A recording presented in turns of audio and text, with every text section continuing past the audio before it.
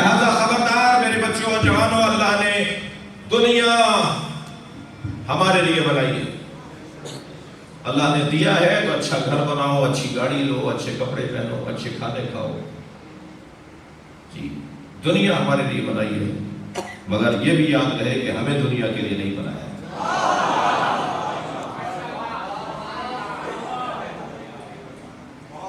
ہمیں دنیا کے لیے نہیں بنایا. قرآن میں ایک بڑی حسین آیت، ساری آیتوں کی طرح، وَسِيقَ الَّذِينَ اتَّقَوْا رَبَّهُمْ إِلَى الْجَنَّةِ زُمَرًا. صاحبان تقویٰ کو جنت میں فرشتے دھکا دے کے لے جا رہے ہوں گے. اچھا، اس سے پہلے والی آیت کیا ہے کہ مجرموں کو اللہ کے فرشتے مجرموں کو دوزخ میں دھکا دے کے لے جا رہے ہوں گے. تو دوزخ میں دھکا دے کر لے جانا تو سمجھ میں آتا ہے.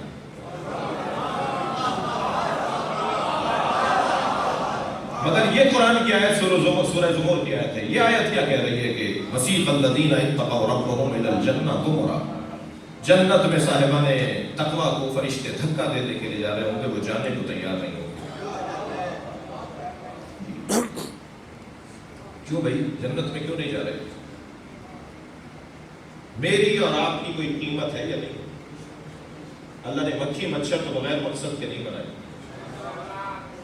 اور مقصد کو ہی قیمت کہا جاتا ہے. ہر چیز کا مقصد اس کی قیمت ہے. قیمت کل امرئ ما یحسن، جسے پسند کیا جاتا ہے وہی اس شخص کی قیمت ہے. جسے وہ پسند کرے وہی اس شخص کی قیمت ہے. جی ہر ایک کی پسند رہتا ہے تو ہر ایک کی قیمت بھی رہتا ہے. میرے مولا علی علیہ السلام سے کوئی پوچھے نا کہ مولا ہماری قیمت کیا ہے، اس لیے کہ علی کو ہی حق ہے کہ وہ قیمت بتائیں.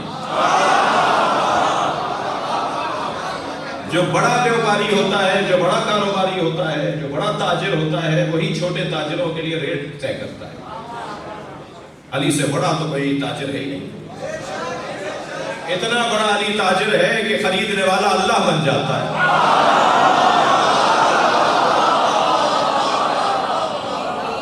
علی کا خریدار اللہ. چھوٹے بچے سے خریدنا اور بیچنا مکروہ ہے. نابالغ بچہ اگر دکان پہ خریدنے آئے تو دکاندار توجہ کریں. نابالغ بچے کو بیچنا اور اس سے خریدنا یہ مکروہ ہے. اس لیے کہ نابالغ بچے کو، تم چھوٹے بچے کو آپ نے بچے ہوئے پیسے دے دیے، رستے میں اسے گر گئے تو وہ گھر جا کے کہے گا کہ یہی دیے تھے. اور ابا اماں آئیں گے کہ تم نے میرے بچے کو پیسے پورے نہیں دیے. آپ کتنا ہی کہتے رہیں گے کہ میں نے پورے پیسے دیے، تمہاری اور آپ کی اس دکاندار کی بات نہیں مانی جائے گی. سب کہیں گے بچے کے پیسے کھاتے ہیں. اس لیے اسلام نے دروازہ ہی بند کر دیا. بچے سے کہو اپنے بڑے کو لے جاؤ. فساد سے بچو بھائی. یہ 200 روپے کے چکر میں 2000 دینے پڑ جائیں گے. ایسے ہی پاگلوں سے کاروبار کرنا مکروہ ہے. یعنی جس کی عقل کمزور ہو اس سے لین دین کرنا مکروہ ہے. یعنی خرید و فروخت میں معیارات ہیں. ہر ایک کو بیچ نہیں سکتا، ہر ایک سے خرید نہیں سکتا. طویل سجدے ادا کریں اس بات پر کہ ہم علی کے دروازے پر بیٹھے ہیں. اس لیے کہ علی وہ بیچنے والا ہے کہ جس کو اللہ خریدنے والا ہے. اب اتنا بڑا بیچنے والا اور اتنا بڑا خریدنے والا وہ علی بتائیں گے کہ میری اور آپ کی قیمت کیا ہے. تو مولا علی نے فرمایا اے انسان لا تبیعک الا الجنہ، اپنے آپ کو جنت سے کم نہ بیچنا. علی نے ہماری قیمت جنت لگائی ہے. توجہ چاہوں گا، میری بات پوری نہیں ہوئی. مگر میرا سوال یہ ہے یہ کم سے کم قیمت لگائی ہے علی نے یا زیادہ سے زیادہ؟ کم سے کم قیمت لگائی جاتی ہے کہ اس سے کم بیچو گے تو نقصان رہے گا. زیادہ تمہاری قسمت، زیادہ تمہاری محنت. علی والا نے آپ کی میری جو قیمت لگائی ہے وہ کم سے کم قیمت جنت لگائی ہے، زیادہ سے زیادہ جنت نہیں ہے. اب سمجھ میں آتا ہے کہ جنتیوں کو دھکا دے کر کیوں لے جا رہے ہوں گے، وہ قیمت کم لگی ہے.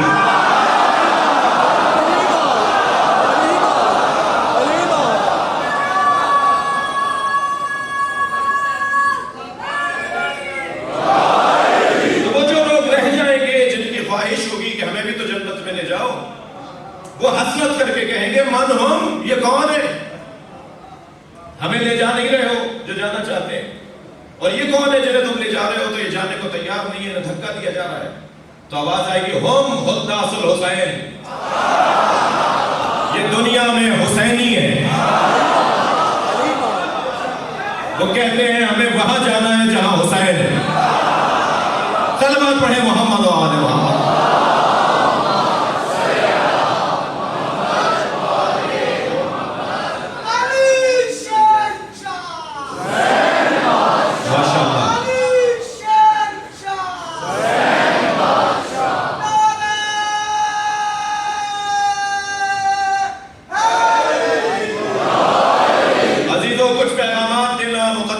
مجھے یہاں 2 دن آنا ہے نا، نہیں تو کچھ مقدماتی گفتگو سن لیجئے۔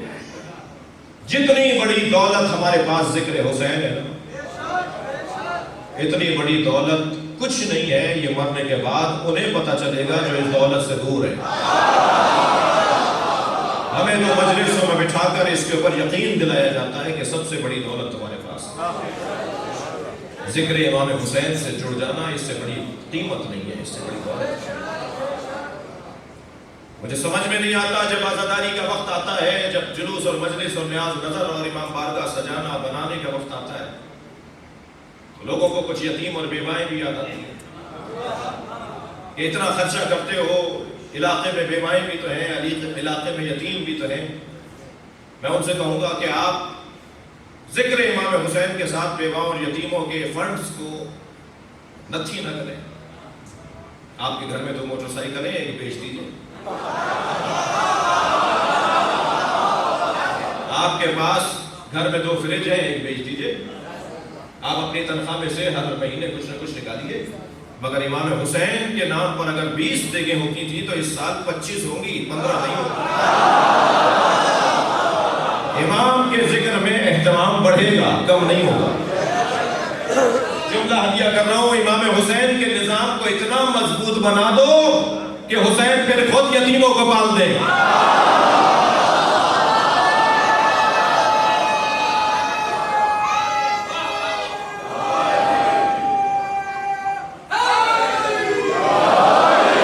لہذا اسے مضبوط کرنے کی ضرورت ہے۔ جتنا اس کو مضبوط کیا جا سکتا ہے اتنا کم ہے۔ اگر اسکول میں تعلیم اچھی نہ ہو تو اسکول بند نہیں کرتے، ٹیچر تبدیل کرتے ہیں، بہتر سے بہتر ٹیچر کی تلاش میں، اچھے سے اچھے معلم کی تلاش میں رہنا میرا اور آپ کا کام ہے۔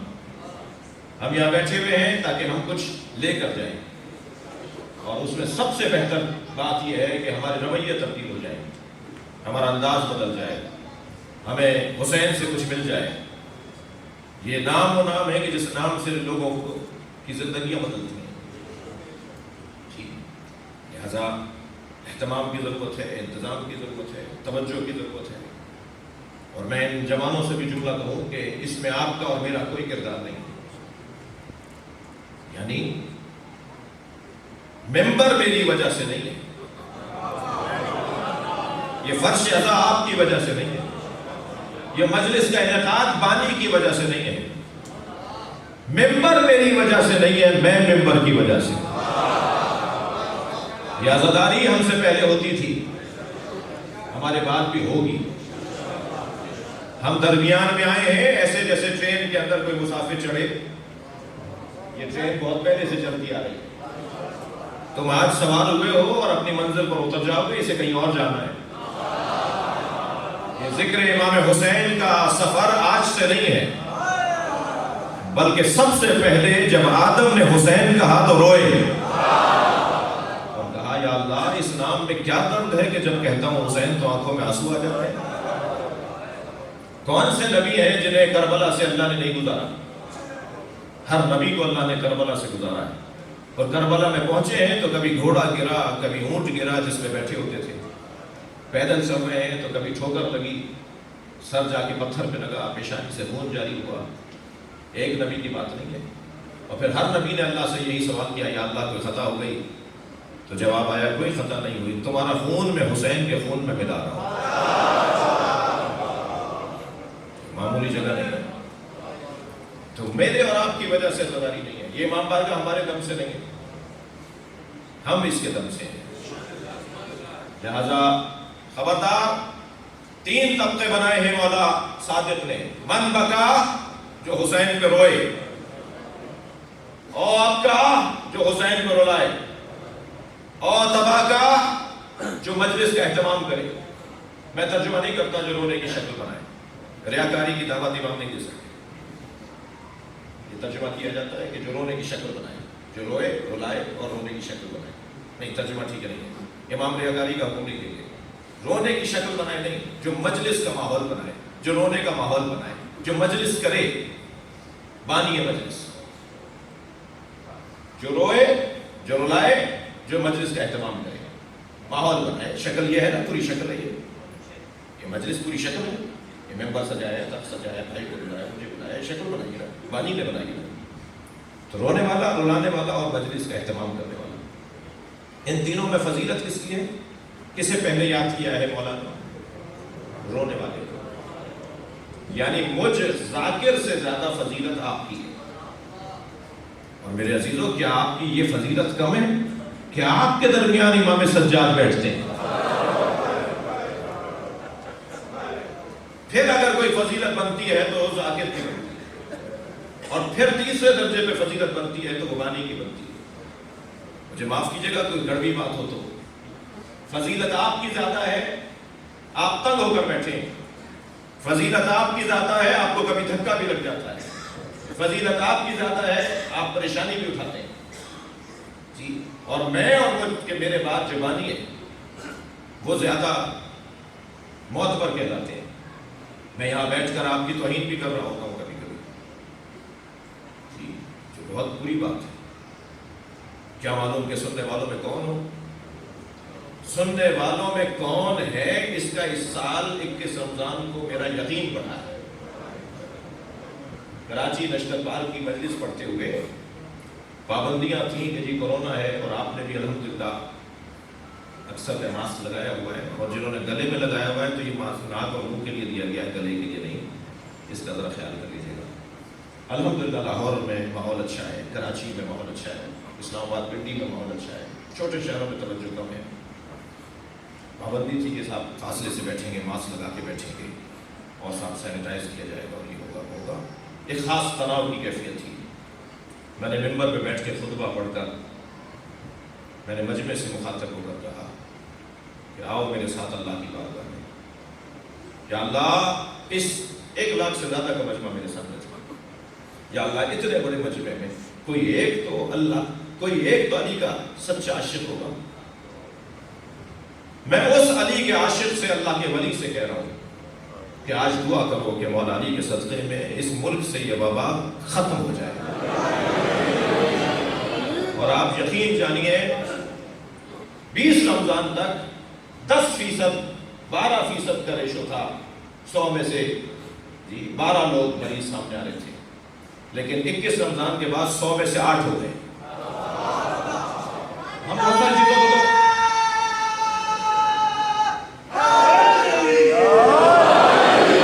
چیزوں کو تو نوٹ حساب میں نہیں لا رہے ہوتے نا. وہ 12 میں سے 8 ہو گئے. اگر 12 میں سے 13 بھی ہو جاتے نا, یہ کچا کھا جاتے ہمیں. یہ پورے ملک میں اتنا ڈھول پیٹتے کہ شیعوں نے کرونا پھیلا دیا, لیکن علی نے ہم پہ احسان کیا, مولا کے ذکر نے ہم پر احسان کیا. اور نہ معلوم کون اللہ کا ولی بیٹھا تھا, کون علی کا سچا عاشق بیٹھا تھا جس نے اس وقت دعا کی, اور پورے پاکستان سے وبا کم ہونا شروع ہو گئی. لہذا آپ سے بھی گزارش کروں گا کہ آپ کے درمیان اگر کوئی برابر والا آپ کو کونی چبو دے, کسی سے لات لگ جائے, کسی سے آپ کو تکلیف پہنچے, تو اسے برداشت کریں. میں ایک جگہ بیٹھا تھا کہ میرے برابر میں ایک مل آنر بیٹھے تھے جن کی فیکٹری میں سینکڑوں ڈرائیور ہیں, ہزاروں نوکر ہیں. ان کی فیکٹری کا ایک ڈرائیور کودتا پھانتا آگے آیا, اور بیٹھتے بیٹھتے اس نے اپنے مالک کو لات بھی ماری. اور یہ مڑ کر اسے دیکھنے لگے, سوچنے لگے اس کو کچھ کہیں, پہچان گئے کہ کون ہے, سوچنے لگے اس کو کچھ کہیں, اسے اٹھائیں. فوراً حسین نے خیال ذہن میں ڈالا یہ تمہارا نوکر نہیں ہے. یہ ذات کی نفی, یہ اپنی نفی کی جو مشق ہے وہ ہمیں اس فرش ادا سے نصیب ہوتی ہے. آپ سب جوتیاں اتار کے بیٹھے ہیں نا, ہم مجلس میں جوتیاں اتار کے بیٹھتے ہیں نا, سب وہاں اتار کر آئے نا. یہ جو جوتیاں ہم وہاں اتار کر آئے نا, علی نے اس کا نام دنیا رکھا ہے. ہم اپنی دنیا چھوڑ کر آتے ہیں. باہر 2 کروڑ کی گاڑی میں آئے ہوں گے, مگر یہاں آ کر ہم سب فقیر ہیں. یہ مشق کون کرواتا ہے؟ یہ ذکر ہمیں یہ مشق کرواتی ہے.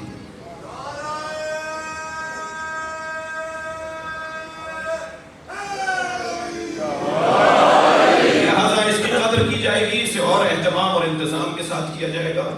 وہ آیات قرآن مجید کی میں مضمون پر آ رہا ہوں, وہ آیات قرآن مجید کی جنہیں فریم کروا کے گھر میں لگانے کی ضرورت ہے. ان میں سے مثلاً ایک آیت سورہ مبارکہ تکویر کی آیت ہے. فَأَيْنَ تَذْهَبُونَ, اللہ ہم سے پوچھ رہا ہے کہاں جا رہے ہو؟ آتے جاتے آیت پر نگاہ پڑے گی, آیت پوچھ رہی ہے, اللہ پوچھ رہا ہے کہاں جا رہے ہو؟ جاتے ہوئے جواب ہے کہ کہاں جا رہے ہو تو جاؤ, اور اگر جواب نہیں ہے تو کہاں جا رہے ہو؟ ہمارے آنے جانے پہ اللہ ہم سے پوچھ رہا ہے کہاں جا رہے ہو. مولا کائنات فرماتے ہیں الدہر یومان, زمانہ 2 دن ہی کا ہے. یوم علیک و یوم لک, ایک دن تیرے خلاف رہے گا, ایک دن تیرے حق میں رہے گا. تو علی نے تو پہلے ہی بتا دیا تھا کہ ایک دن تیرے خلاف بھی آئے گا, تو پھر پریشانیوں میں پریشان ہونے کی ضرورت کیا ہے؟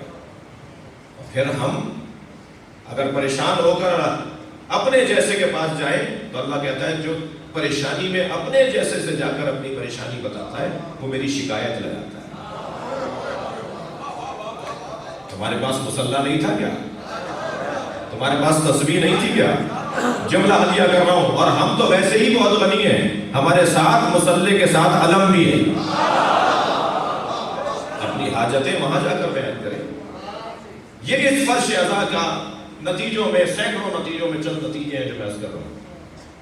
یہ سورہ بھی قرآن مجید کا مکمل ضابطہ حیات ہے.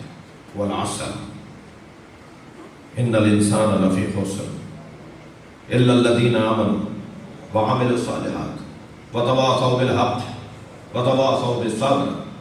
یہ جامع ترین سورہ ہے. ایک ہندو پروفیسر کا لیکچر میں سن رہا تھا, وہ یہ کہہ رہا تھا کہ میں قرآن میں اس سورے کو اپنے لیے مکمل سمجھتا ہوں. اس سورے کے اندر اللہ نے قرآن مجید میں زندگی کا نظام نازل کیا ہے. سب سے پہلا عنوان وقت کی قدر. وہ انسان کامیاب ہی نہیں ہے جسے وقت کی قدر نہ ہو. اس لیے اللہ نے پہلی بات کی ہے والعصر, قسم ہے وقت کی.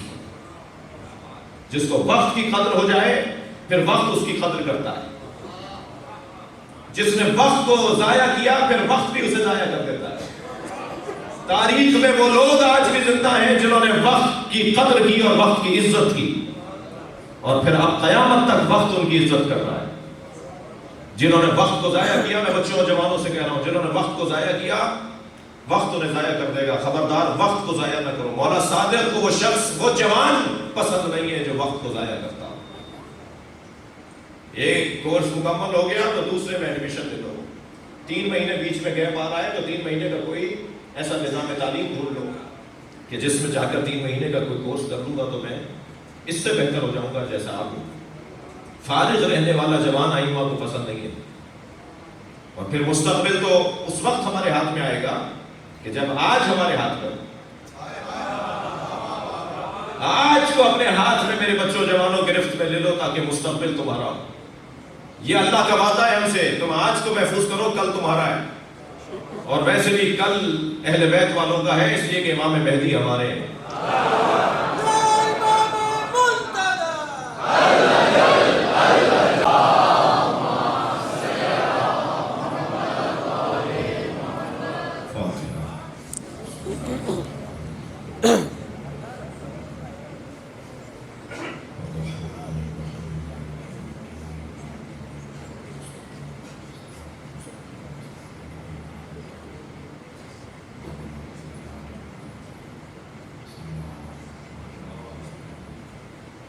اعوذ باللہ من الشیطان الرجیم. بسم اللہ الرحمن الرحیم. الحمد لله الذي لا يبلغ مدحته القائلون ولا يحصي نعماءه العادون ولا يعدي حقه المجتهدون الذي ليس لصفته حد محدود ولا نعت موجود ولا وقت معدود ولا أجل ممدود فطر الخلائق بقدرته ونشر الرياح برحمته الصلاة والسلام على الرسول المسدد المصطفى العمجد المحمود الأحمد سيدنا ومولانا ومولى الكونين جد الحسن والحسين وعاني أبا القاسم محمد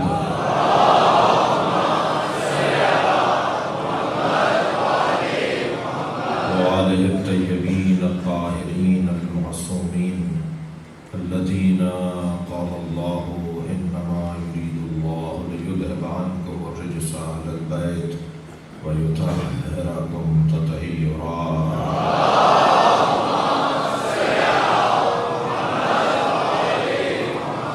ورحمة الله على أعدائهم أجمعين من يوم عداوتهم إلى قيام يوم الدين أما بعد قال الحكيم في القرآن الكريم بسم الله الرحمن الرحيم والعصر إن الإنسان لفي خسر إلا الذين آمنوا وعملوا الصالحات وتواصوا بالحق وتواصوا بالصبر صلوات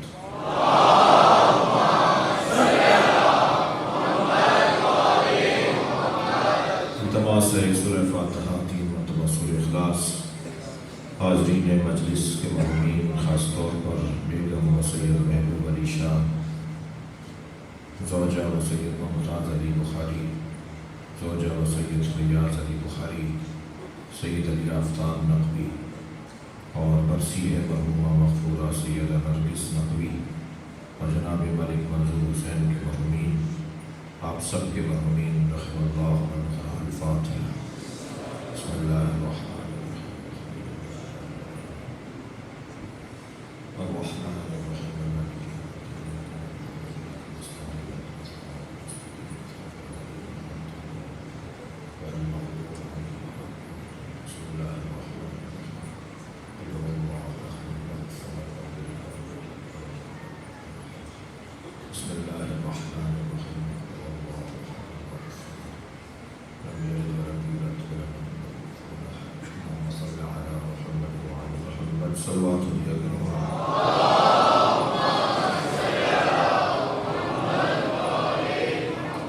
سورہ مبارکہ والعصر قرآن مجید کا مختصر اور مکمل سورہ خالق کا کلام قرآن اور مخلوق کا کلام نہج البلاغہ یہ دو ایسے کلام ہیں جو وقت کے محتاج نہیں ہیں میں اور آپ تو سورج کو دیکھ کر چلتے ہیں سورج علی کو دیکھ کے چلتے ہیں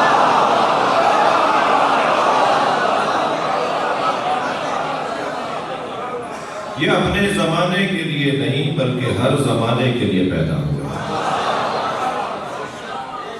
جس علی کا 11واں پوتا امام زمانہ ہو اس علی کی زمانے پہ گرفت کتنی ہوگی میری اور آپ کی عزت اسی میں ہے محاورہ بول گیا میری اور آپ کی عزت اسی میں ہے کہ ہم اس دروازے سے جڑے رہے میں جہاں بیٹھا ہوں آپ جہاں بیٹھے ہیں اس سے اچھی جگہ نہیں ہے دنیا کہاں بیٹھی ہے مجھے اس سے غرض نہیں مگر ہم جہاں بیٹھے ہیں وہاں سے جنت کا راستہ ہے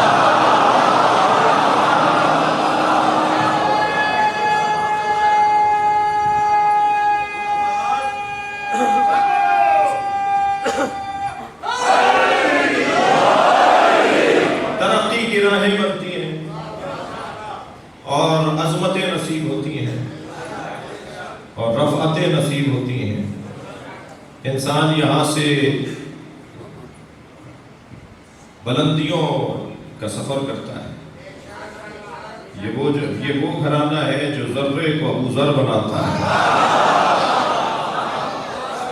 اور یہ اگر کسی پر کرم فرما ہو جائے، یہ کسی پہ مہربان ہو جائے تو وہ سلمان بن اہل البیت بن جاتا ہے.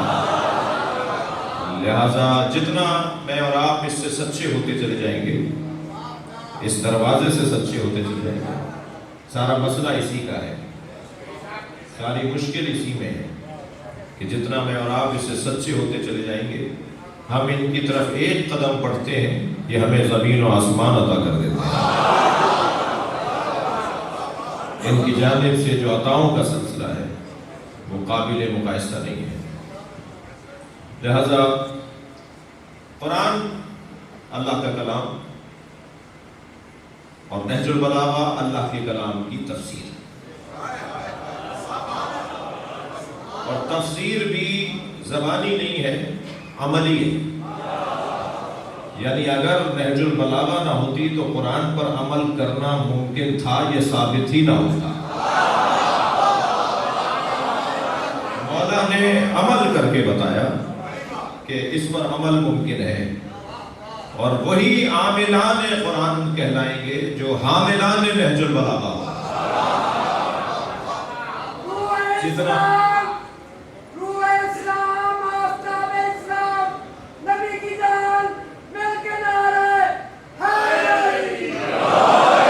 لہذا قرآن مجید اور نہج البلاغہ ان دونوں کو سینے میں اتارنے کی ضرورت ہے. قرآن بھی مکمل نظام حیات، اور مولا علی کا کلام بھی اس قرآن کی تفسیر میں مکمل نظام حیات. قرآن کے کچھ کلمات یعنی اللہ کے کچھ کلمات یعنی آیات کے کچھ کلمات، اور آیات میں کچھ حصے اور کچھ آیات مکمل حق ہے ان کا کہ ہم انہیں فریم کروا کے گھروں میں لگوائیں، تاکہ آتے جاتے اس آیت پر نگاہ پڑے تو میرا مزاج بدلے، میرا انداز بدلے، میرا رویہ بدلے. ویسے بھی محترم سننے والوں، تاریخی شہر میں مجلس پڑھ رہا ہوں، علاقہ بھی پرانا ہے، شخصیات تشریف فرمائے ہیں، اہل علم بیٹھے ہیں، خاندانی لوگ بیٹھے ہیں. میں جو اس خلیہ میں آپ کے پاس آیا ہوں، یہ ایک شناخت کا ذریعہ ضرور ہے. جیسے ڈاکٹر حضرات ایک سفید لباس پہنتے ہیں تو دور سے معلوم ہو جاتا ہے کہ یہ ڈاکٹر ہے. پولیس مین ایک خاص لباس پہنتا ہے، معلوم ہو جاتا ہے یہ پولیس مین. ججز ایک خاص لباس پہنتے ہیں، معلوم ہو جاتا ہے. وکلاء ایک خاص لباس پہنتے ہیں، معلوم ہو جاتا ہے. تو یہ شناخت کا ذریعہ ہے، روب جمانے کا ذریعہ نہیں ہے.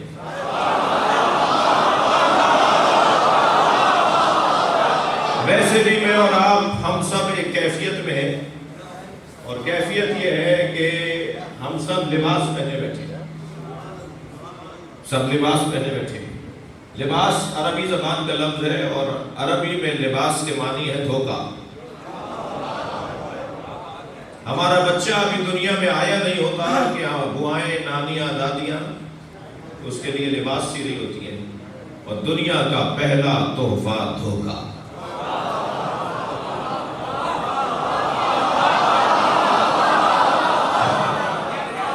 یہاں وہ دنیا میں قدم رکھتا ہے، دنیا کا پہلا تحفہ دھوکہ.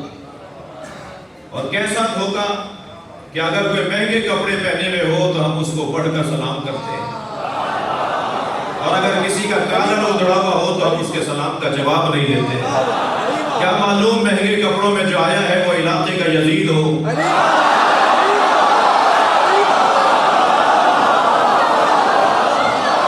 اور کیا معلوم جس کے کالر ادھڑا ہوا ہے وہ علاقے میں اللہ کا ولی ہو. ویسے ہی اللہ نے اپنے ولیوں کو فقیروں میں چھپایا. تو خبردار میرے بچوں، جوانوں، بڑی گاڑیوں سے روک میں نہ آنا، اونچے مکانوں سے دبنا نہیں، اور ٹھیلا لگانے والے سے الجھنا نہیں.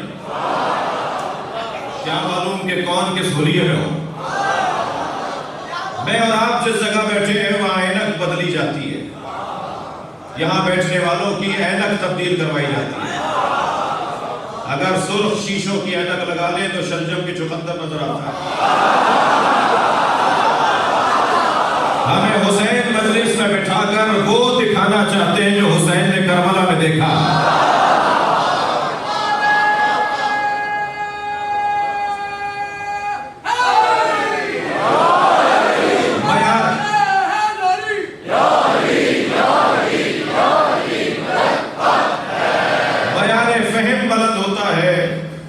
مزاج بشریت تبدیل ہوتی ہے، اس فرش پہ بیٹھنے والوں کا ذائقہ ہی کچھ اور ہے۔ میں اپنے ان بچوں سے کہوں گا کہ اپنے ساتھ ہر مجلس میں اپنے بھائی کو ضرور لایا کرو۔ میری مراد بھائی سے کون ہے؟ وہ توجہ رکھیے گا، اپنے ساتھ اپنے ایک بھائی کو ضرور لایا کرو۔ سنی ہمارے بھائی ہیں، اور اسے لا کر اس لیے مجلس میں بٹھایا کرو کہ جس گھڑے سے آپ پانی پیتے ہیں اس سے وہ بھی تو پیے۔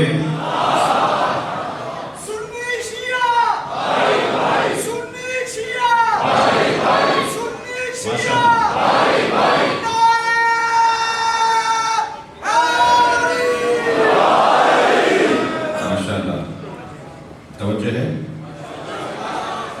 تھوڑا سا آ جائیے دوبارہ میرے ساتھ۔ یہ جو ذائقہ ہے نا، یہ جو ذائقہ ہم لیتے ہیں، یہ ذائقہ ہی کچھ، ہم جس مشرب کے لوگ ہیں، ہم جہاں سے پانی پیتے ہیں وہ چشمہ گندا نہیں ہے، میٹھا ہے۔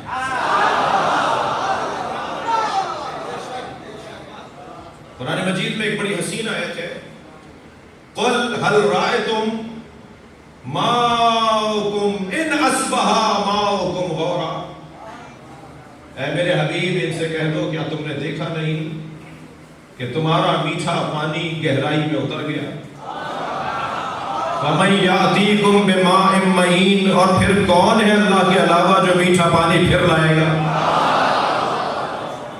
وہ جو 12واں میٹھا پانی گہرائی میں اتر گیا ہے اسے پلٹانے والا بھی اللہ ہے۔ لہذا ائمہ اہل بیت کو اللہ نے میٹھے پانی سے تعبیر کیا ہے، آب گوارا، میٹھا پانی۔ جیسا آپ وہیں تشریف فرما ہو جائے تو بڑی عنایت ہوگی، آپ سے میں بعد میں نیاز لے لوں گا۔ ایک صلوات پڑھیں محمد و آل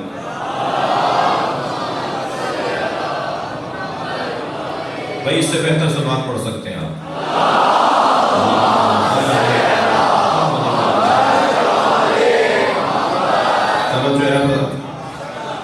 توجہ میرے ساتھ ہے۔ عرض یہ کر رہا تھا کہ قرآن کی کچھ آیات ہیں جنہیں فریم کروا کے گھروں میں لگانے کی ضرورت ہے، اور آتے جاتے اس پہ نگاہ پڑے گی تو ہمارے مزاج میں، ہمارے رویوں میں فرق آئے گا۔ میں ایک جملہ کہنا چاہ رہا تھا تو اس جملے کی وجہ سے کئی اور جملے ہو گئے، اور وہ یہ کہ جو میں لباس پہنے بیٹھا ہوں، جو یہ پولیس مین، یہ ڈاکٹر، یہ ججز جو لباس پہنتے ہیں، یہ شناخت کا ذریعہ ہے۔ آیت اللہ بہجت کی خدمت میں بیٹھا تھا تو ایک عالم ان کی خدمت میں لوگ آ رہے تھے، جا رہے تھے، علماء اللہ، ایک عالم دین آ کے بیٹھے تو ان کو دیکھ کر کہا تمہارا ماما کہاں ہے؟ تو کہا حضور میں اس قابل نہیں ہوں کہ ماما پہنوں۔ تو انہوں نے اپنے سر پہ ایسے ہاتھ مارا اور کہنے لگے میں قابل ہوں ماما پہننے کے، قابل صرف اہل بیت ہے۔ یہ قابلیت کی بنیاد پر نہیں پہنا جاتا، یہ پہنا جا رہا ہے شناخت کے لیے۔ اچھا، میں تو ویسے ہی آپ کا پرانا نوکر ہوں، پوری دنیا میں اسی حلیے میں پھرتا ہوں، اور کوئی سفر ایسا نہیں ہے جو کوئی برابر میں آ کے نہ بیٹھا ہو اور اس نے یہ نہ کہا ہو کہ آپ شیعہ مولوی ہیں، آپ سے سوال کر لوں، اور میں فوراً کہتا ہوں کہ میں پہن کے اس لیے پھر رہا ہوں کہ آپ سوال کر رہے ہیں۔ ہمارے بارے میں خود سے فیصلے کرتے ہیں،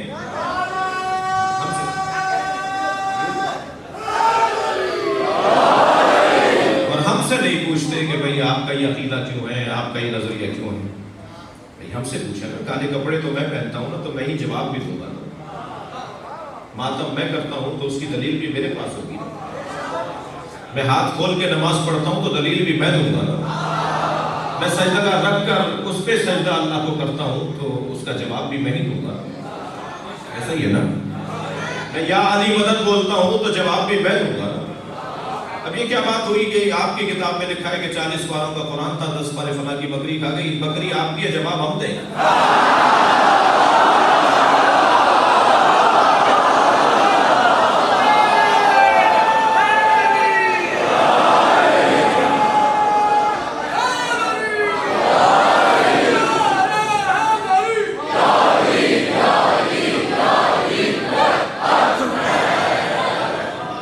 صلوات پڑھ لیں گے محمد والے۔ یہ دوبارہ رحمت نہیں کیجیے گا، اور میں روک کر آپ کو آمادہ نہیں کروں۔ ایک صلوات پڑھ لیں ذرا محمد والے۔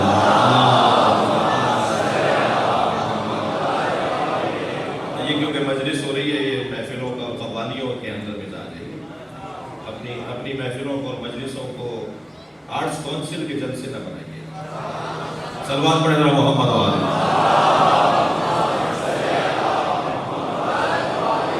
آپ کی محبتوں کا شکر گزار ہوں۔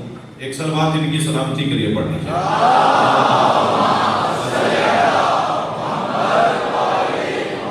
توجہ ہے حضرات کی؟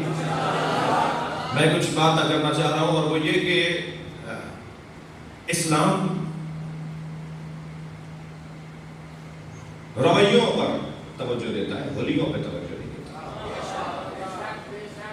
اسلام ہولیوں کا نام نہیں ہے، رویوں کا نام۔ چال بتائے کہ علی والا جا رہا ہے، بولنے کا انداز بتائے کہ اہل بیت کا پرستار ہے، طریقہ واردات بتائے کہ ہے کون۔ علی جسے مارتے تھے نا، اس جنازے کے دورے ٹکڑے بتاتے تھے مجھے علی نے مارا ہے۔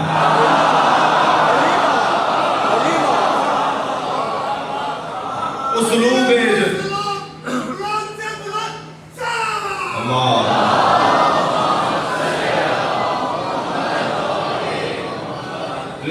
یہاں بیٹھنے والے کی اینک تبدیل کروائی جاتی ہے۔ یہاں بیٹھنے والا وہ دیکھتا ہے جو حسین دکھانا چاہتے ہیں۔ میری پرانی مثال ہے، یوٹیوب اور سوشل میڈیا کا زمانہ ہے، تکرار لگ رہی ہو تو معاف کر دیجیے گا۔ میں ایک جگہ سے گزر رہا تھا، رستے میں سانپ بیٹھا ہوا تھا، تو میرے بڑھتے ہوئے قدم رک گئے۔ میں نے سوچا آگے بڑھوں گا تو یہ موذی ہے، حملہ کرے گا۔ تو لوگوں نے بڑے تبصرے شروع کیے، دیکھو مولانا کو بڑی شجاعت کی باتیں کرتے ہیں، سانپ سے کر رہے ہیں۔ اب میں سوچنے لگا عقل مندی کا ثبوت دوں یا ان کے چڑھانے میں آؤں۔ بہت سارے لوگ چڑھا کے غائب بھی ہو جاتے ہیں۔ تو میں کھڑا سوچ رہا تھا کہ مجھے کرنا کیا چاہیے۔ یہ چھوٹا سا بچہ برابر میں آ کے کھڑا ہوا، کہنے لگا مولانا یہ پلاسٹک کا ہے۔ جیسے ہی معلوم ہوا سانپ پلاسٹک کا ہے، میں نے اسے پیر رکھ کر کچلا اور چلا گیا، آگے بڑھ گیا۔ معلوم یہ ہوا جب حقائق روشن ہو جاتے ہیں تو اقدامات بھی تبدیل ہو جاتے ہیں۔ بھائی جملے کی قدر کریں گے، جملے کی قدر کریں گے۔ ساری دنیا جس یزید سے ڈر رہی تھی، حسین اس کی حقیقت کو جانتے تھے۔ صلوات پڑھیں گے محمد و آل محمد۔ والعصر، قسم ہے زمانے کی۔ اللہ نے وقت عصر کی قسم کھائی ہے۔ ذاتی طور پر عصر کی تو کوئی تعظیم نہیں ہے، کوئی تقریم نہیں ہے۔ یہ اللہ قرآن مجید میں صبح کی قسم کیوں کھا رہا ہے؟ وَالصُّبْحِ إِذَا تَنَفَّسَ، قسم ہے صبح کی جب وہ سانس لیتی ہے۔ اللہ قرآن مجید میں رات کی قسم کیوں کھا رہا ہے؟ وَاللَّيْلِ، یہ دوپہر کی قسم اللہ نے کیوں کھائی ہے؟ وَالنَّهَارِ، اوقات یومیہ کی اللہ قسم کھا رہا ہے۔ پھر جانوروں کو بھی اللہ یاد کر رہا ہے۔ وَالْعَادِيَاتِ ضَبْحًا، قسم ہے ان گھوڑوں کی جن کی سموں سے چنگاریاں اڑتی ہیں، جن کے سانس لینے کی آواز آتی ہے، ان کے سانس لینے کی قسم۔ یہ گھوڑا کون سا گھوڑا ہے کہ جس پہ اللہ نے پورا سورہ اتار دیا؟ سورہ عادیات، گھوڑوں پر ہی اللہ نے سورہ اتار دیا۔ ہم نے جب جا کر پوچھا کہ یہ کون سا گھوڑا ہے، کہ یہ وہ ہے جو میدان جہاد میں مجاہد کو اپنی پشت پر بٹھا کر لے جاتا ہے۔ تو ہمارا کہنا تو یہی ہے کہ گھوڑا اگر جہاد کے میدان میں چلا جائے تو اللہ اس کی قسم کھائے جو گھوڑے کی پشت پہ بیٹھا ہے، اس کا درجہ کیسا ہوگا؟ یہ اللہ جو قسمیں کھا رہا ہے قرآن مجید میں، وَالشَّمْسِ وَضُحَاهَا، قسم ہے والقمر اذا تلاها، اور چاند کی جو اس کے پیچھے چلتا ہے. یہ کون سا سورج ہے؟ یہ تو کئی دفعہ نکلا ہے اور کئی دفعہ ڈوبا ہے. یہ نومبر کی 22 تاریخ کا سورج ہے یا جنوری کی مثلاً 1 تاریخ کا چاند ہے. یہ کون سا چاند ہے جس کی اللہ قسم کھا رہا ہے؟ جو سورج ڈوب جائے وہ قابل قسم کہاں ہے؟ وہ کون سا سورج ہے جس کی اللہ قسم کھا رہا ہے؟ جب ہم نے ڈھونڈنا شروع کیا یا اللہ یہ رات کون سی ہے جو تیری قسم کے قابل ہو جائے، تو ہمیں تاریخ کے صفحات پر ملا کہ ایک بھائی دوسرے بھائی کے بستر پہ سویا اور اس رات میں سونا اللہ کو اتنا اچھا لگا کہ اس رات کی ہی قسم کھا لی. ہم نے تاریخ کا صفحہ پلٹا تو والنہار کی ہمیں تفسیر نظر آئی کہ ایسی دوپہر بھی تاریخ میں گزری ہے جب ایک بھائی نے دوسرے بھائی کے بازوؤں کو اٹھا کے کہا من کن تو مولا.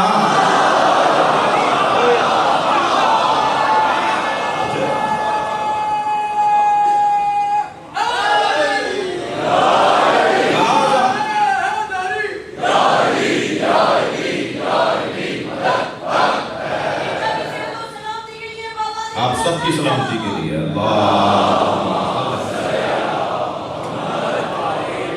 ہم نے تاریخ کے صفحات پلٹ کر دیکھے تو ہمیں ایک سورج ایسا نظر آیا جو ڈوبنے والا نہیں، جو اس وقت بنا تھا جب سورج نہیں بنا تھا،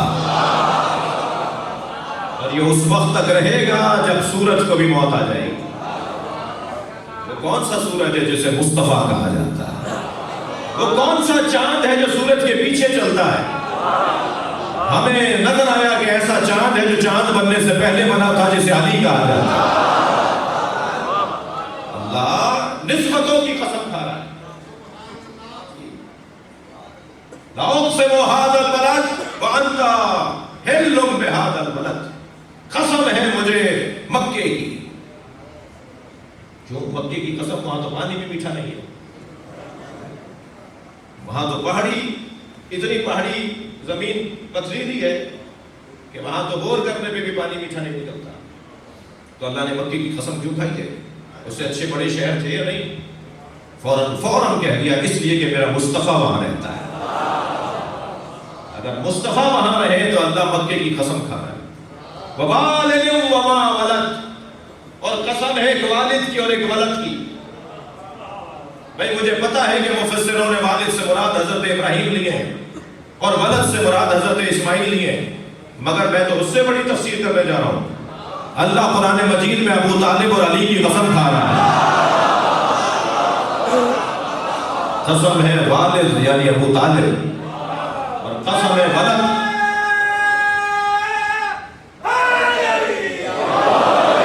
یعنی مولا کائنات.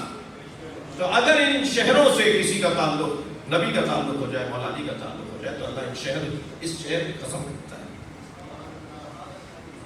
جانور منسوب ہو جائے تو اللہ اس کی تعظیم چاہتا ہے.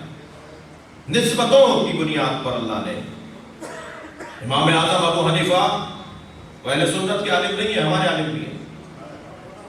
یہ تقسیم پر نظر ثانی کی جائے، وہ سنی عالم، وہ شیعہ عالم ہوتا ہے. میں شیعہ بچوں سے کہوں گا آپ کے محلے میں جو سنی عالم رہتے ہیں پڑھ کر انہیں سلام کیا کرو اور کہا کرو میں شیعہ ہوں، یعنی انہیں سلام کرتے وقت اپنا تعارف بھی کرواؤ. ویسے ہی بزدلوں کا کام علی علی کرنا نہیں ہے.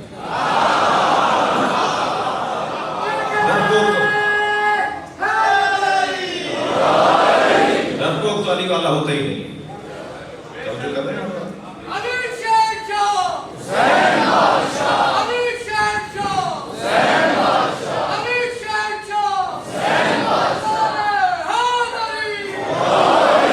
بھائی؟ مجھے مجلس تو پڑھنی آتی نہیں، ایسے ہی پڑھوں گا اگر برداشت کر سکیں تو. ایک سلوات پڑھے محمد و آل محمد.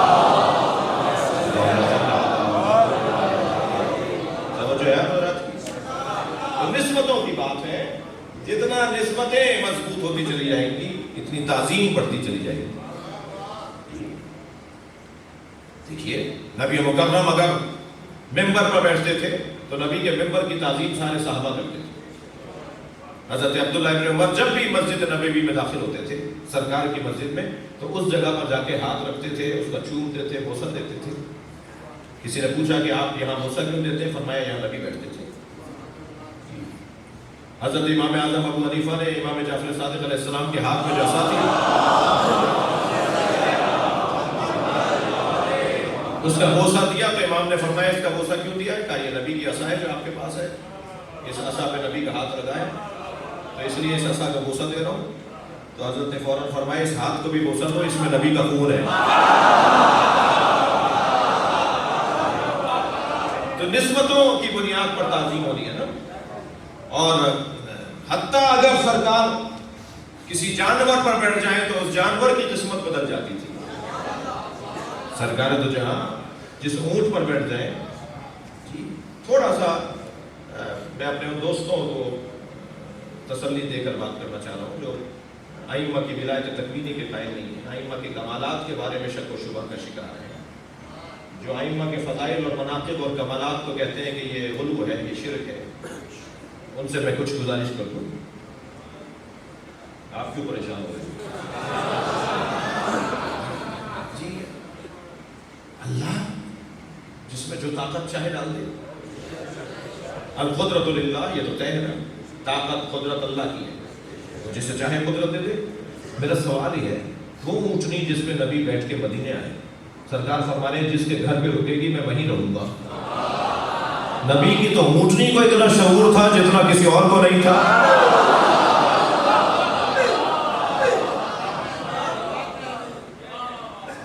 مجھے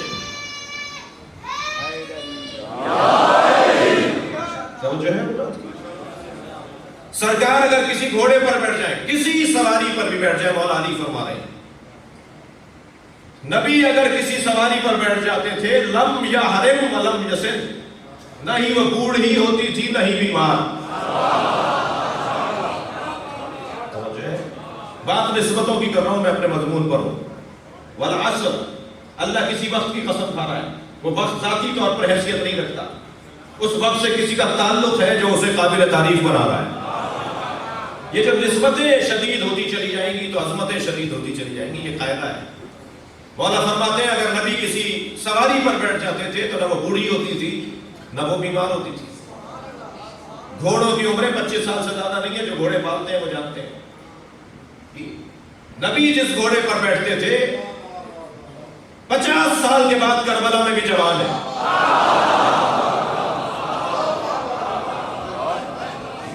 امام حسین کا گھوڑا سب نے لکھا ہے نا کہ نبی کی سواری تھی. پسر سعد نے کہا تھا کوئی گھوڑے کو تیر نہ مارے، میں نے نبی کو اس میں بیٹھے دیکھا ہے. جی یہ برکت ہے نسبت کی وجہ سے. توجہ ہے. ایک گونگے کو مولا صادق نے اپنے منہ میں کنکریاں لی، اس پہ لعاب لگا، فرمایا اس کو ذرا اپنے منہ میں لے لو. اس گونگے نے وہ کنکریاں منہ میں لی، بھولنے لگ گیا. جس کے لعاب میں اتنا دم ہو اس کے خون میں کتنی تاثیر. یہ نسبتوں کی بحث ہے. تسلی دیجیے، تھک تو نہیں رہے. سرکار فتح خیبر کے موقع پہ جب مال غنیمت تقسیم کر رہے تھے نا، تھکے تو نہیں ہیں. تو سرکار نے دیکھا کہ مال غنیمت میں کچھ جانور بھی آئے ہیں اور ان جانوروں میں ایک گدھا بھی ہے، اور وہ گدھا رسی چھڑا چھڑا کر نبی کی طرف لپک رہا تھا. تو سرکار نے ایک صحابی سے فرمایا اس کی رسی چھوڑ دو، دیکھو یہ کرنا کیا چاہتا ہے. جیسے ہی رسی اس کی کھولی وہ دوڑتا آیا، نبی کے پیروں کا بوسہ دیا اور نبی سے کہنے لگا میرے آباء و اجداد کی پشت پر کوئی نہ کوئی نبی یا وصی نبی بیٹھا ہے. کچھ مدت سے ہماری پشتوں پر کوئی نبی یا وصی نبی نہیں بیٹھا. آپ خود کچھ دیر میرے اوپر سواری کیجئے، یا علی سے کہیے مجھ پہ بیٹھ جائے. سرکار نے کچھ دیر اس میں سواری کی اور پھر اپنے اصحاب سے فرمایا یہ آج کے بعد مجھ سے منسوب ہے، اس کا نام میں یافور رکھتا ہوں. سرکار کی جو سواریاں تھیں ان میں ایک گدھا تھا جس کا نام یافور تھا. سرکار نے فرمایا یہ میری سواری ہے، یہ یافور ہے.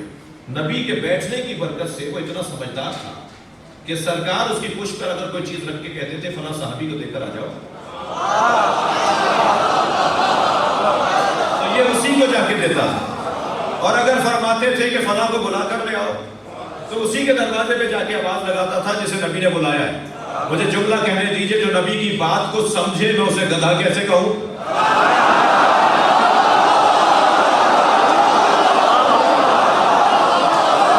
بھائی آپ کی توجہ بھرپور ہے، جملہ دیا کر رہا ہوں، جو نبی کی بات کو سمجھے میں اسے گدھا کیسے کہوں، اور جو نبی کی بات کو نہ سمجھے میں اسے مسلمان کیسے کہوں؟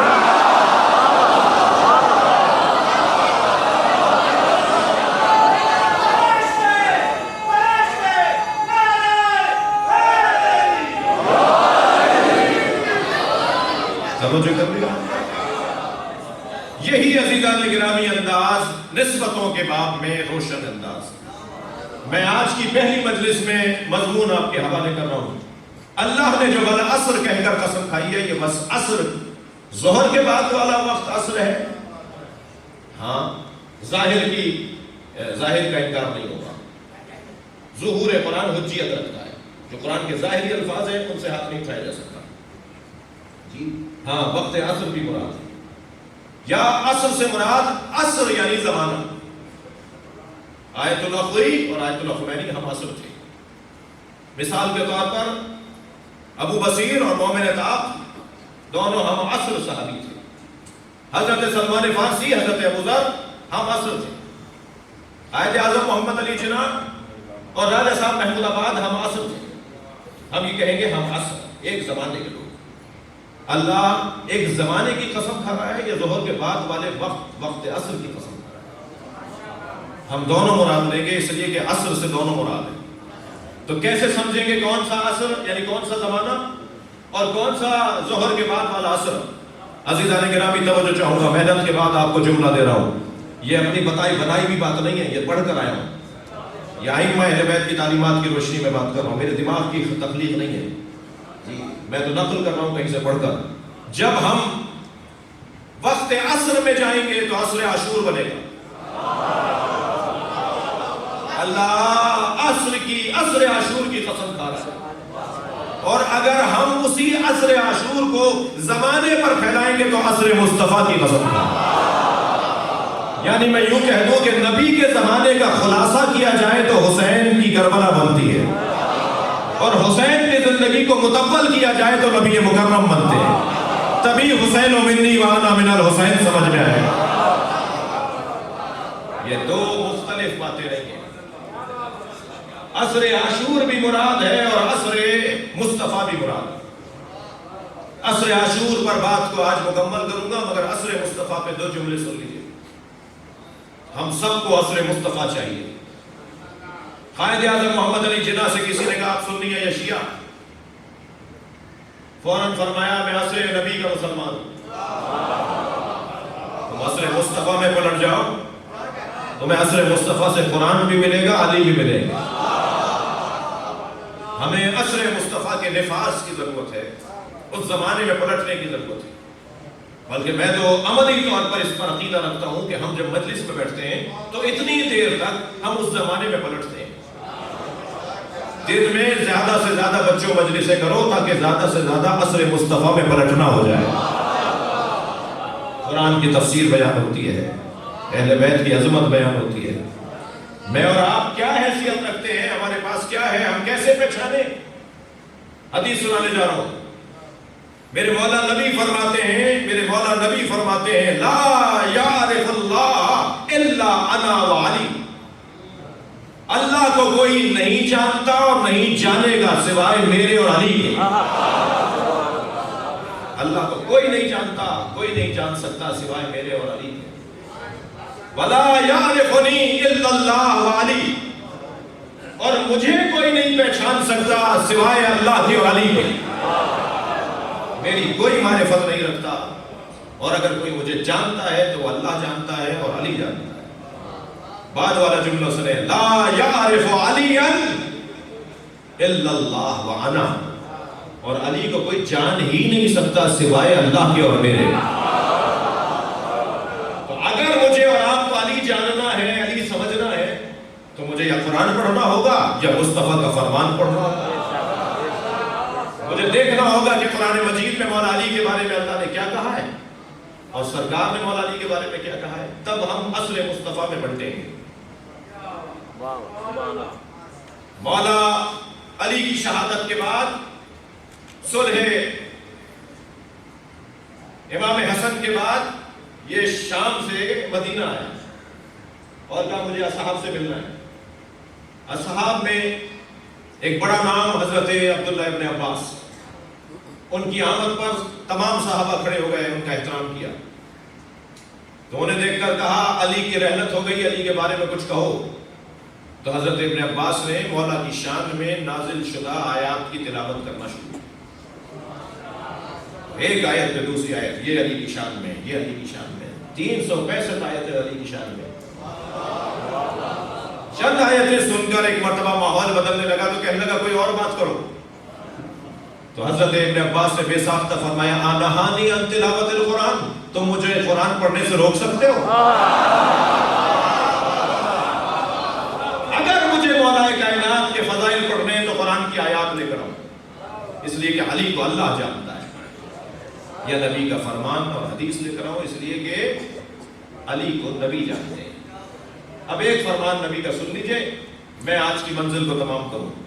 سرکار فرماتے ہیں فضل علی, تھکے تو نہیں؟ باہر والے دوست بھی میرے ساتھ ہیں. فضل علی جی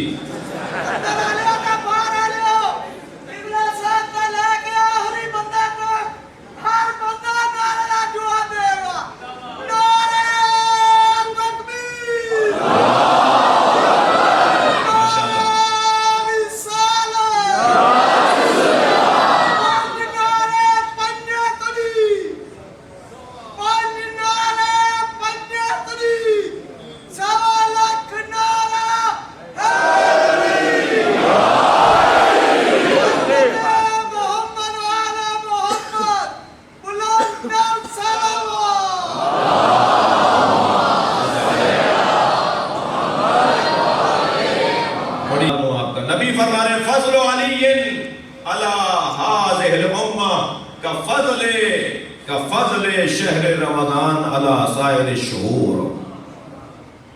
علی کی فضیلت پوری امت پر ایسی ہے جیسے 12 مہینوں میں ماہ رمضان کو فضیلت. علی کا کوئی مقایسہ ہی نہیں ہے. فضل علی علی هذه الامه كفضل شهر رمضان على سائر الشهور وفضل علی علی هذه الامه كفضل ليلة القدر على سائر الليالي.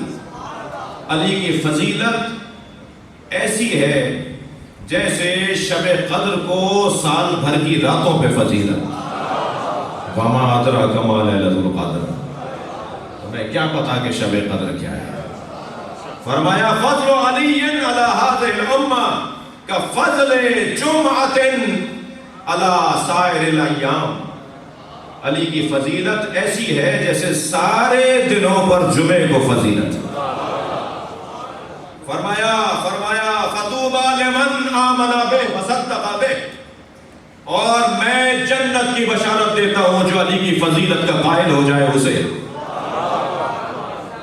میری طرف سے جنت اسے مبارک ہو جو علی کی فضیلت کا قائل ہے. اللہ اکبر. وویل لمن جحدہ, اور دوزخ اور جہنم اس کے لیے ہے جو علی کی فضیلتوں کا انکاری ہو. تمام تر فضائل کا مجموعہ علی کی ذات. کون سی ایسی فضیلت ہے جو یہاں کمال پر رشک کرتی ہیں فضیلتیں جس کے نام پر کہ علی نے ہمیں منہ لگایا ہے, علی نے ہمیں گلے لگایا ہے. وہ فضیلت علم ہو تو علی سے بڑا کوئی عالم نہیں, بلکہ میں جملہ کہتا ہوں علی عالم نہیں تھے, علم تھے. علی کی ذات علم, علی کا مکمل وجود علم. علی مسکرائیں تو علم بٹے, علی ناراض ہو جائیں تو علم, علی خاموش رہے تو علم, بولے تو علم. علی آتے تھے یعنی علم آتا تھا. یہ وجود عادل نہیں تھے مولا علی, عدل. مجھے اندازہ ہو رہا ہے آپ تھک رہے ہیں. مولا کا وجود عدل, عادل نہیں عدل. بس آخری روایت پھر مسائل پڑھوں گا. ایک شخص نے مرتے ہوئے بڑی جائیدادیں چھوڑی، بڑا مال چھوڑا، بڑی دولت، اور ایک یتیم بچہ بھی چھوڑا۔ اپنے بھائی کے حوالے یتیم بچہ کرتے ہوئے کہا کہ جب یہ جوان ہو جائے تو جو تمہارا دل کہے وہ اسے دے دینا۔ اور یہ بچہ جوان ہوا تو اس نے چاچا سے کہا کہ چاچا مجھے میرے باپ کا مال دے دو۔ تو انہوں نے آواز لگائی اپنے نوکر کو کہ 1000 درہم اسے دے دو۔ اس نے کہا جی 1000 درہم تو آپ کے ایک نوکر کی تنخواہ بنے گی، میرا باپ تو بہت کچھ چھوڑ کر گیا ہے، مجھے تو سارا مال چاہیے۔ کہ تمہارے باپ کی وصیت ہے، جو میں چاہوں وہ دے دوں، میں چاہوں لے دو۔ بچہ عدالت میں چلا گیا، دور حضرت عمر کا ہے، اور ایک مرتبہ قاضی نے فیصلہ سنایا کہ یہ اس کے مطابق، تمہارے باپ کی وصیت کے مطابق، اس نے تمہارے بھائی سے، اپنے بھائی سے، تمہارے چچا سے کہا کہ جو چاہو دے دینا، تو یہ تو 1000 درہم چاہتا ہے، لے لو۔ 1000 درہم ملا۔ اس نے بچے نے تسلیم نہیں کیا فیصلہ، اور روتا پیٹتا علی کے دروازے پہ چلا۔ اور اگر کوئی علی کے دروازے پر سوالی آ جائے تو وہ خالی ہاتھ نہیں جاتا۔ مولا نے اس کا ہاتھ پکڑا اور دربار میں تشریف لائے۔ حاکم وقت نے فرمایا کہ یہ فیصلہ تو قاضی کا ہے۔ قاضی سے جا کر کہا، بلایا گیا، جی آپ نے فیصلہ دیا؟ انہوں نے کہا کہ آپ کا مقام بہت بلند ہے، مگر میں نے فیصلہ تو تحریر کے مطابق دیا ہے۔ اس کے باپ نے فیصلہ کیا تھا جو چاہو دے دینا، تو آپ جو دے رہا ہے وہی لینا پڑے گا۔ مولا نے فرمایا نہیں، اسے 1000 درہم اس کے چاچا کو دے دو، باقی اس کو دے دو، اس لیے کہ یہ اسے چاہتا نہیں ہے، یہ اسے چاہتا ہے۔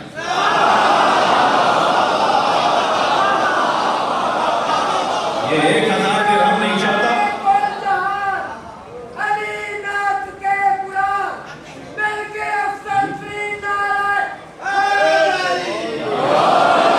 یہ جتنا مال رکھنا ہے یہ اسے چاہتا ہے نا، تو باپ نے تو وصیت کی جو چاہے وہ دے دے۔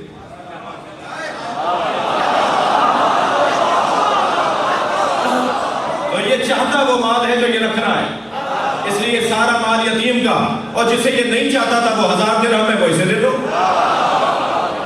اللہ اکبر۔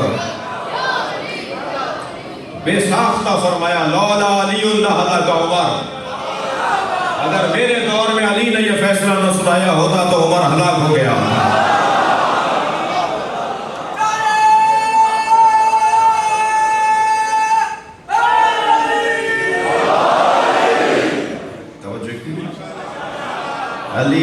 علی عدل ہے، علی علم ہے، علی شجاعت ہے، علی سخاوت ہے، علی غیرت ہے، علی عزت ہے، علی شہامت ہے، علی عیبت اللہ ہے۔ اللہ علم اپنا جہاں رکھتا ہے اس صندوق کو علی کہا جاتا ہے۔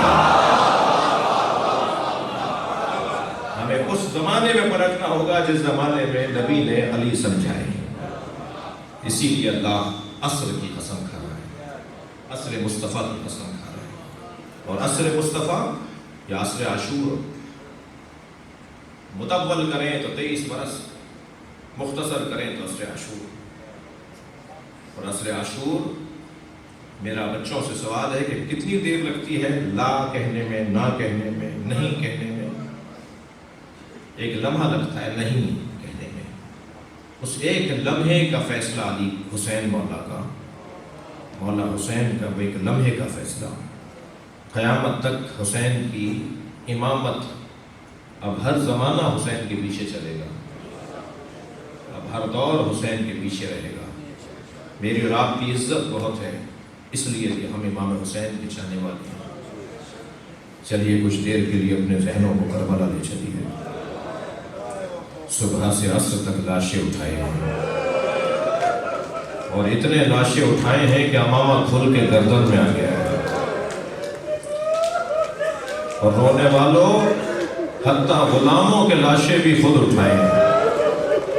اگر کوئی بڑھ کر کہتا تھا نا مولا یہ میرا غلام ہے، فرماتے تھے اب میرا یہ شیدائی ہے۔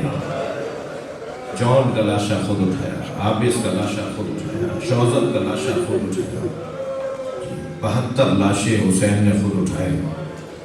ایک لاشا بھی اٹھا کے لانا چاہتے تھے، وہ تو حکمت تھی، وہ تو چاہت تھی مولا عباس کی، کہ وہ چاہتے نہیں تھے کہ لاشا خیمے میں جائے، اس لیے کہ خالی کوزہ لے کے بچے اگر آ گئے تو عباس کیا جواب دیں گے کہ پانی کیسا لگ کر آئے؟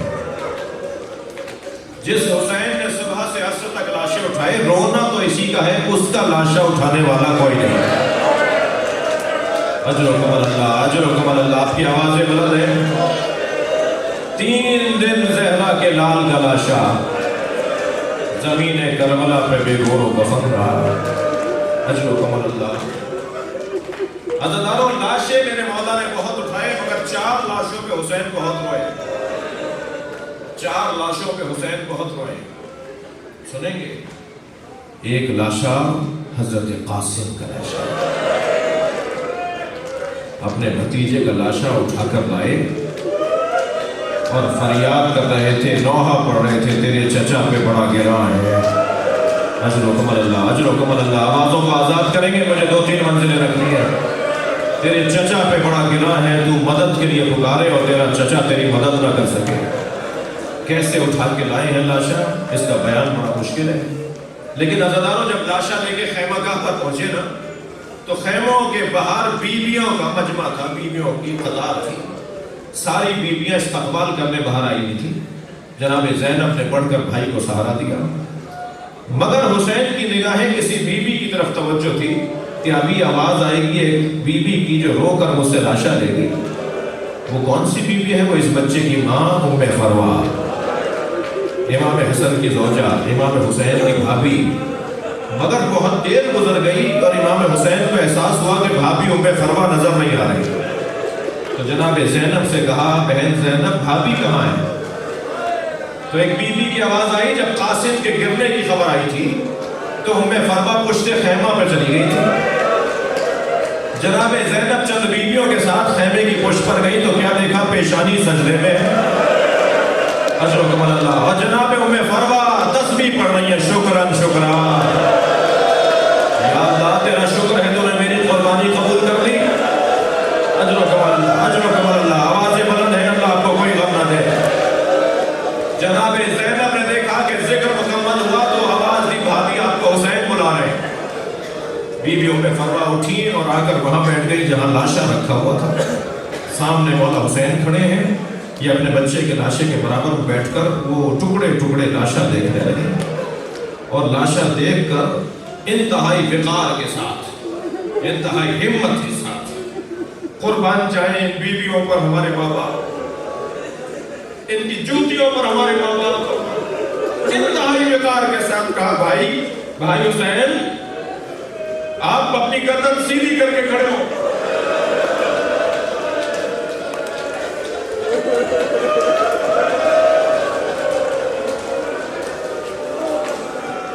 مجھے قاسم کا کرتا دے دیجئے بس۔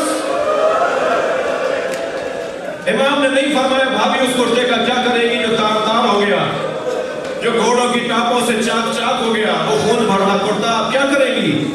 ایک ماں کی آرزو تھی۔ امام حسین نے کچھ ہی لمحوں میں وہ تار تار چاک چاک کرتا جناب ام فروا کو دے دیا۔ بیوی وہ اپنے خیمے میں لے گئی۔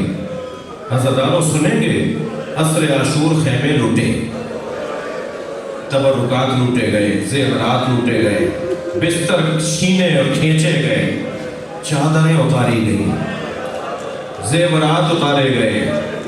تصور میں ایک مرتبہ جائیں تو ہماری حالت غیر ہوتی ہے۔ ہماری بچی کی طرف اگر کوئی اجنبی دیکھے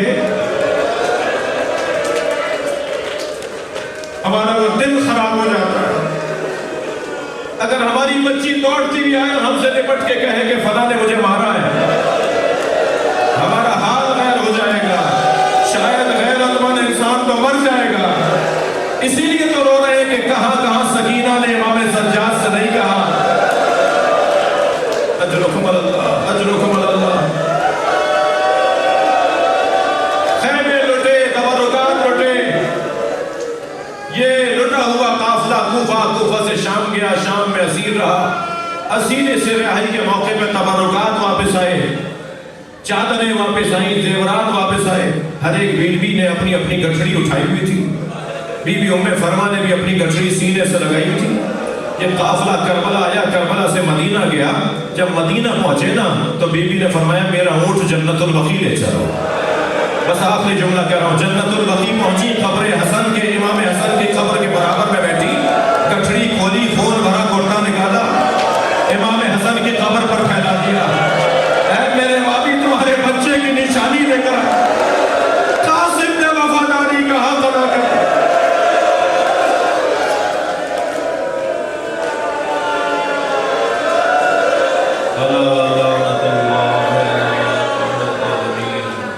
یا اللہ ان آوازوں پر رحمت نازل فرما، مرحومین مغفورین خاص طور پہ مرحومہ مغفورہ کے درجات کو بلند فرما، امام زمانہ کے ظہور میں تاجیل فرما۔ سورہ فاتحہ